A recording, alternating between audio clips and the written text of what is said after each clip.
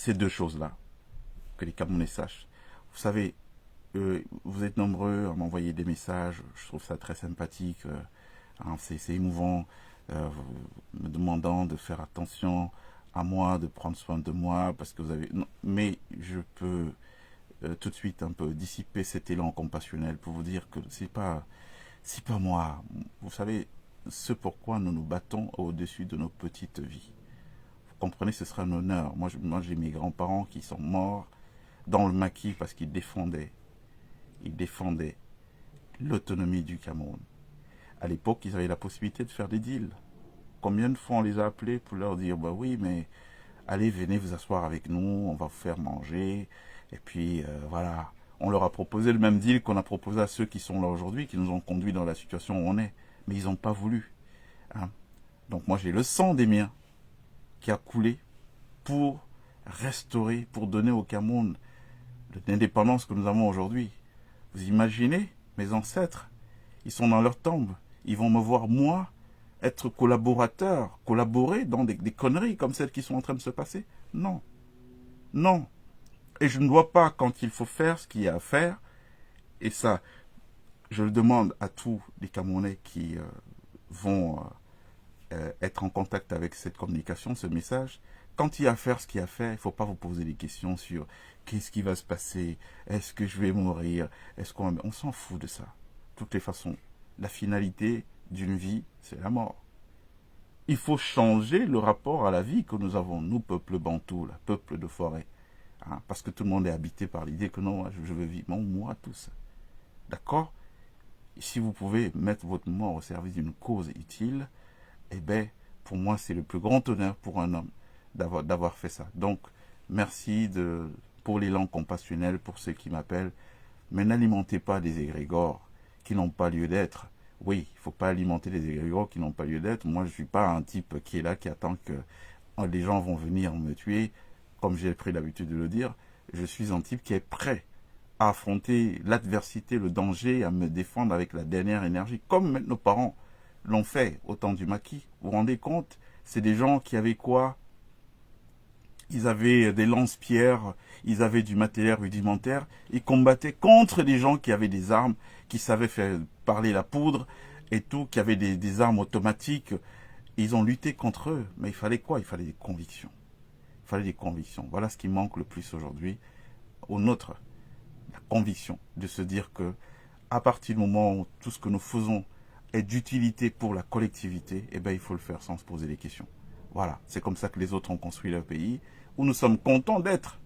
Hein, parce que quand vous venez, oh, je suis à la Tour Eiffel, je suis en train de faire des photos. Mais Eiffel, c'était qui? Gustave Eiffel, c'est un Français lambda qui dormait chez lui un jour et qui a rêvé qu'il pouvait faire un monument qui allait traverser le temps.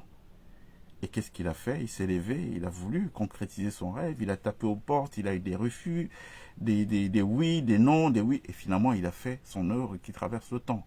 Donc on doit tous être habités par cet état d'esprit. Bon, maintenant, je sais qu'il y a des gens qui ont préféré le, le confort, le petit confort, si on peut appeler ça comme ça, parce que moi je trouve ça toujours misérable quand on vient profiter des places que d'autres ont souffert à construire. Voilà, il n'y a pas pour moi de... Il n'y a pas pour moi d'honneur particulier de rouler en Lamborghini à Paris, alors que pour aller dans votre village, il n'y a même pas de route, quoi. Vous voyez?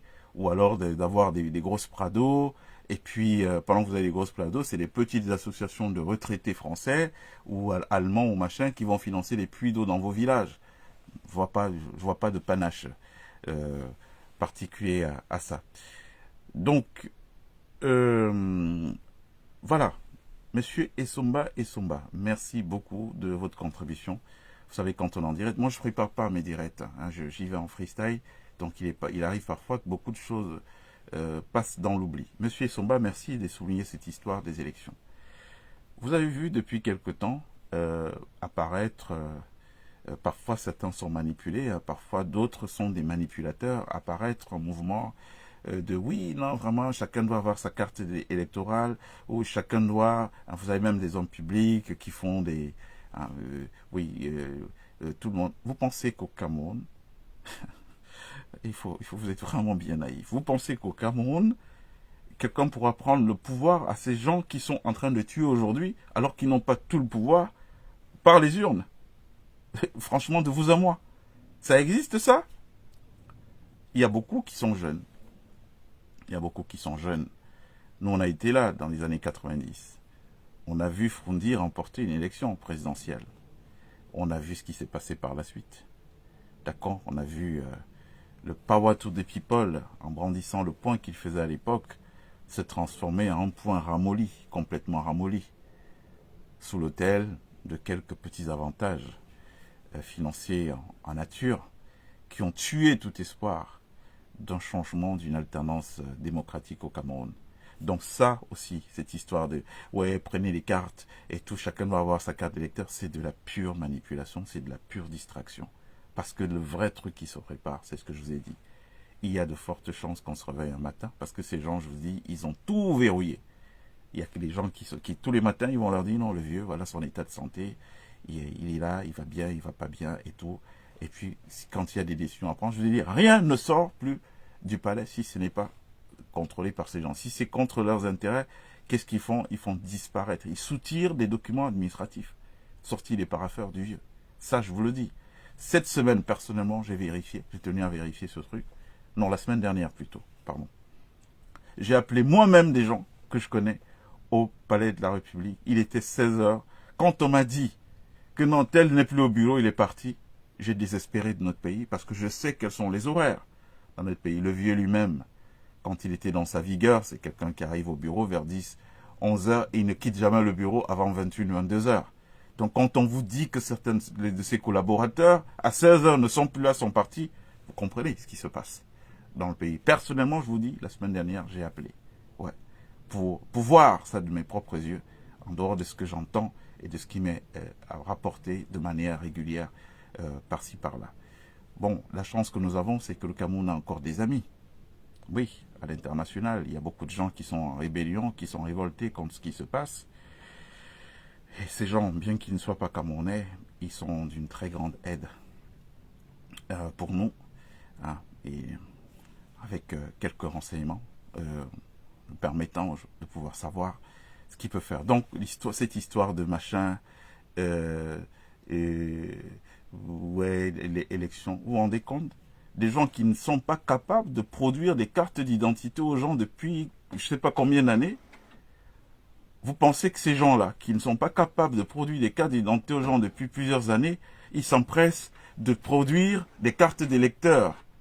Ils s'empressent de produire des cartes d'électeurs.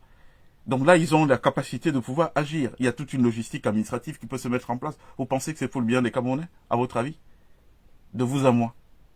Donc, ce truc-là aussi, c'est de la distraction. Vous allez voter, vous allez protéger les votes, mais vous êtes des naïfs ou quoi? Froundi a gagné en 92. Qu'en est-il devenu de son vote? On va voter, on va protéger. Vous allez voter en protégeant en faisant quoi? Vous contrôlez l'armée? Vous contrôlez les forces de sécurité? Bref, moi je fais ce que j'ai à faire et on prendra date et nous verrons bien ce qu'il en sera de toutes les questions qui ont été évoquées là aujourd'hui. Je vais regarder quelques-uns de vous qui réagissaient.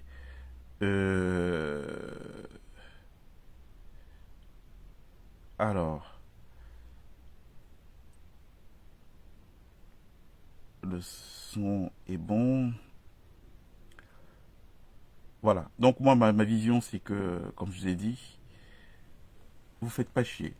C'est encore une autre manipulation. Ce que je vous dis, c'est que on est dans un scénario à Ali Bongo out. C'est ça qui est en train de se tramer sous nos yeux. Mais en plus féroce. Parce qu'au moins, Oligui, c'était qui, au regard de ce que nous sommes en train de voir se passer au Gabon, c'était un patriote qui avait de belles intentions, de belles idées pour son pays et qui a pensé que bon, ça en était trop du marasme, il fallait passer à autre chose. Donc ils ont pris leur responsabilité, ils ont fait ce qu'ils avaient à faire. Mais dans notre cas, je vous parle des tueurs. C'est des gens qui aujourd'hui, et ça depuis quelques années déjà, assassinent. Ce que je vous dis là, c'est su en haut lieu par tous les grands. Je vous ai expliqué quand il a été question de moi, même si j'aime pas revenir sur mon cas personnel. C'est quoi mon cas personnel? un épiphénomène par rapport à la menace qui plane sur l'ensemble des Camerounais. Mais je vous ai expliqué que c'est à Yaoundé qu'un haut responsable de l'armée m'a demandé « Mais qu'est-ce que la pieuvre a contre toi ?» C'est eux qui ont envoyé des gens venir te tuer. Donc, ils agissent au vu et au su de tout le monde. Donc, les autres savent que c'est eux qui font. Et puis, ils restent, ils regardent. Ils veulent voir leurs enfants grandir. Ils veulent se contenter de barboter les budgets qui sont affectés aux plus petits en bas jusqu'à ce que un jour, ça va se passer comme avec Eko. On va leur mettre une affaire, on va les neutraliser. Je suis sûr que dans sa cellule d'où il est aujourd'hui, Maxime Léopold Eko, je suis sûr que sa détention est amère parce qu'il est détenu avec le regret de n'avoir pas agi aussitôt qu'il fallait le faire, hein, d'avoir attendu, avoir été attentiste, comme les autres sont en train de le faire. Voilà, on attend. On attend de voir ce qui va se passer. En tout cas, moi j'ai dit ce que j'avais à dire. Maintenant, aux Camerounais de savoir ce qu'ils doivent faire. Et n'essayons pas de faire dans la distraction. Vous savez, on a des gens qui ont un génie de la manœuvre. Ne soyez pas étonnés que ces jours-ci, et tôt que vous apprenez que alors le vieux a fait tel truc. Non, le pauvre, il a besoin de nous. Il est en otage. Il est en otage, notre président. Voilà ce que je voulais passer comme message aujourd'hui. Je vous remercie beaucoup pour ceux qui ont trouvé le temps de venir, d'être là. Vous pouvez partager cette information à d'autres personnes, à d'autres Camerounais. Et de toute façon, sachez à quoi vous en tenir. Nous sommes en plein coup d'État là. Notre président aujourd'hui est neutralisé, géolocalisé, surveillé par des services qui rendent compte tout son entourage immédiat. C'est infiltré maîtres d'hôtel qui sont des espions, qui sont là pour dire ah, il vient de parler au téléphone avec telle personne. Voilà ce qu'il a dit à la personne. Ah, il vient de tousser. Oh, il ne va pas bien ce matin, il s'est levé, il a la gorge enrouée. C'est ça le panorama de notre pays aujourd'hui. Donc voilà, c'est ce que j'avais à vous dire.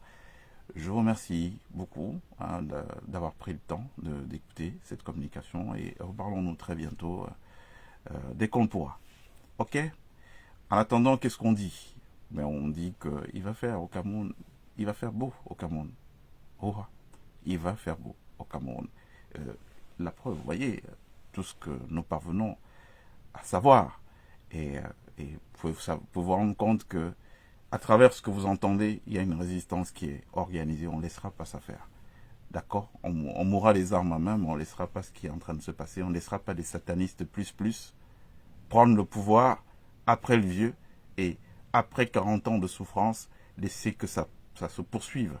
Maintenant, nous savons quel est le rôle que jouent même les enfants nucléaires du vieux. C'est malheureux quand on a des hommes qui sont essentiellement des personnes vénales. Hein.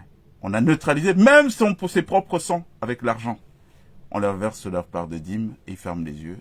Ils font semblant de ne rien voir. Entre-temps, les choses sont en train de se mettre en place et tout. Voilà les amis. Il fera beau au Cameroun. Merci. Je vous souhaite une très très bonne fin de week-end.